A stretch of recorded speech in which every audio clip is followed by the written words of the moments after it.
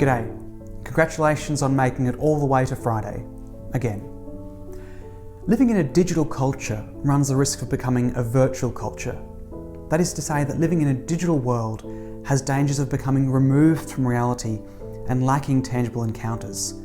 A kind of culture of fake smiles so no one can see reality. How come, therefore, are we called to live in a digital culture that is also more than just virtual?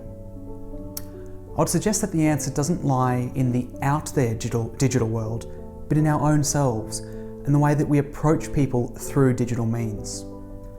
To explore this idea further, let's turn to today's feast and consider what ways we could admire the saintly example of Pope St. Pius X.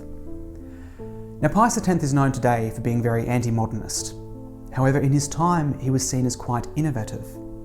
Pope Pius X championed reform in the liturgy, restoring the practice of Gregorian chant, and engaged with governments to bring about true justice, and also responded to the cultures of the time by lowering the age of communion and encouraging daily communion where possible, and much more. However, one of the most remarkable and outstanding aspects of Pope St. Pius XII was his profound humility and life of simplicity. What does this mean for us? Perhaps we could admire the example of this great saint. We can learn from him how we ourselves can live saintly lives in the present digital culture. Maybe we can promote the good of the arts and those things that have true artistic value that speak to the goodness of God.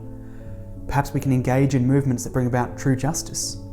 Perhaps we can respond to this digital culture of our times by finding ways to create Christian communion daily, digitally.